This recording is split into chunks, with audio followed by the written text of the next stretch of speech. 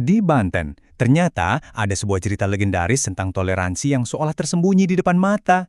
Cerita ini berpusat di sebuah bangunan suci yang menyimpan rahasia mengejutkan tentang siapa pendirinya. Yuk kita bedah bareng-bareng. Nah, ini dia nih pertanyaan utamanya. Sebuah paradoks yang kalau dipikir-pikir, kedengarannya mustahil kan? Tapi nyatanya, kisah ini beneran terjadi loh, dan udah membentuk sejarah sebuah komunitas selama ratusan tahun. Oke, kita mulai dari pusat ceritanya. Wihara Avalokitesvara. Istimewanya itu bukan cuma karena arsitekturnya yang megah, tapi coba tebak siapa pendirinya?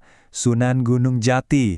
Yup, salah satu dari Wali Songo, tokoh kunci penyebaran Islam di Tanah Jawa. Kaget kan? Dan ceritanya jadi makin menarik lagi. Wihara ini ternyata bukan cuma buat satu keyakinan. Tempat ini dikenal sebagai Klenteng Tridharma. Maksudnya, ini adalah rumah ibadah buat 3 ajaran sekaligus, Buddha, Taoisme, dan Konghucu. Fakta ini bikin kisah pendiriannya jadi makin luar biasa. Terus gimana ceritanya semua ini bisa kejadian? Nah, kisahnya ini membawa kita jauh ke masa lalu.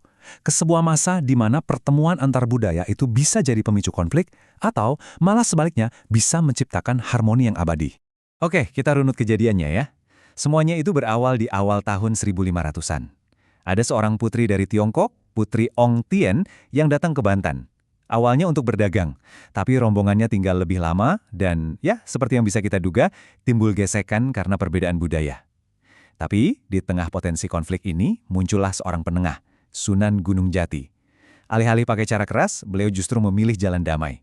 Puncaknya, sebuah hadiah yang luar biasa, sebuah kelenteng sebagai simbol harmoni.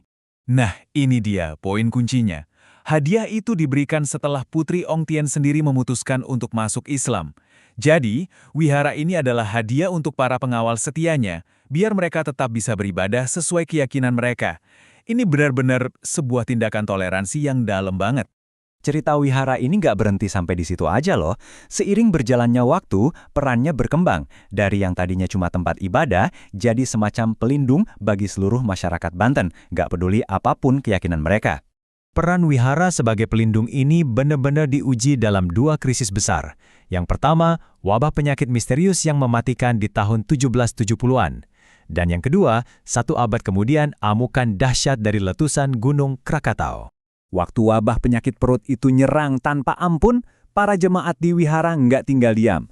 Mereka melakukan ritual mengarak patung Dewi Kuan Im. Hasilnya, seperti kata kutipan ini, wabah itu secara ajaib hilang. Warga pun akhirnya bisa kembali beraktivitas normal.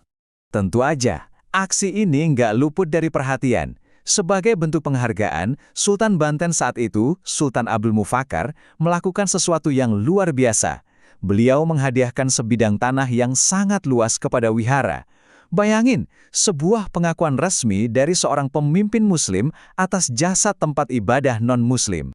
100 tahun kemudian, bencana datang lagi. Tepatnya di tahun 1883, tahun meletusnya Gunung Krakatau. Pas tsunami dahsyat dari Krakatau nerjang pesisir, wihara ini sekali lagi membuka gerbangnya lebar-lebar. Tempat ini jadi benteng perlindungan buat semua warga lokal.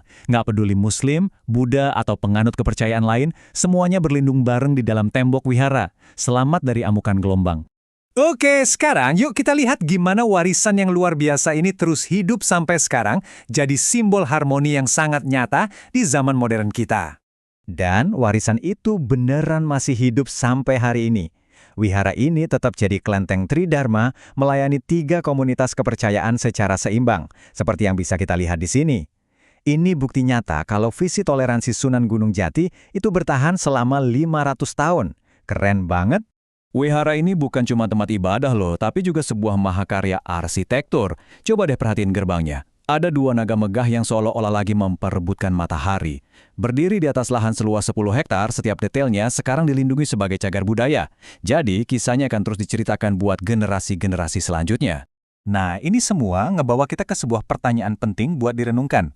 Di tengah dunia yang kadang terasa terpecah belah, apa sih yang bisa kita pelajari dari wihara ini? Kisahnya ini jadi pengingat yang kuat banget. Sebuah tempat suci yang lahir dari tangan seorang wali muslim mengajarkan kita bahwa toleransi dan saling pengertian itu bukanlah sekedar mimpi, tapi sebuah kenyataan yang bisa kita ciptakan bersama.